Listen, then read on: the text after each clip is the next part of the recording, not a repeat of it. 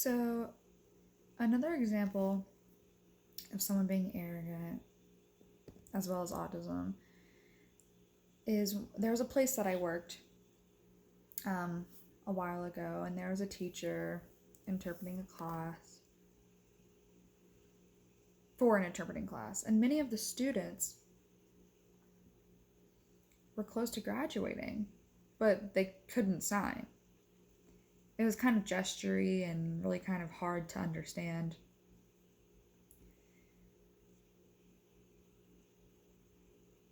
Some of those students have to go through my class to go to advanced 1 level of signing.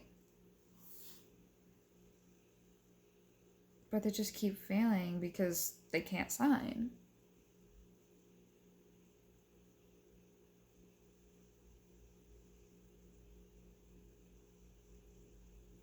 So this teacher was getting upset because all of his students were failing.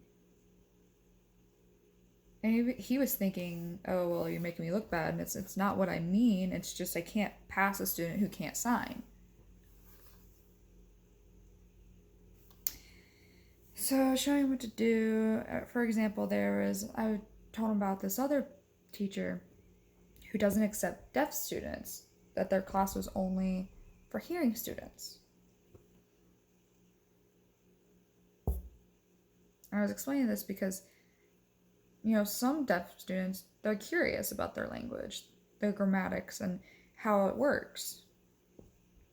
And that's why I teach my ASL class. I incorporate all of that in mine so that the deaf know too. So I was warning this teacher that if you put a deaf student into that class where they're not accepted, they'll typically stop and realize, are you deaf? And I don't know how to get 2 to 3 students into the advanced levels when all of them are in the same. And they all told me I just keep getting F's and I really want to learn and understand my language better.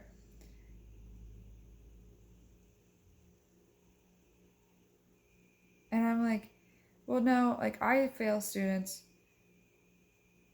when they should be ready for the advanced level for interpreting and they can't sign. Yeah, I'll fail them. But if you can sign just fine, then that's fine. I would never fail you for that reason because you're deaf. Plus, it's the right idea if you watch and learn and I show you how the grammatical effects are with your facial expressions, your body language, the non-manual grammatical markers, how to use them all correctly, the classifiers. You'll be really skilled. And it should be really easy for you to learn, and that's fine. I would never fail you. I hate giving students F's. I really hate it. But sometimes you have to. Whenever there's something like this, a short example is I tell a student my name, I ask them the same thing in sign, and it's a basic ASL 1 level, and they're in this advanced class. It's like a class 5 for ASL, and they can't even do that or give me that information. They're kind of signing like my name is completely wrong. It's all the wrong structure, and it's really hard to understand. That's when I fail students. But I never fail them for the reason of being deaf. So I tried explaining that to this teacher and to the students, and this other teacher just doesn't accept deaf students, and so there's no wonder some of them can't sign. I'm never gonna fail someone because they're deaf just because they can't sign. So if a student passes and they go out into the world and they're interpreting, and a deaf student can't interpret, then that makes the person look bad.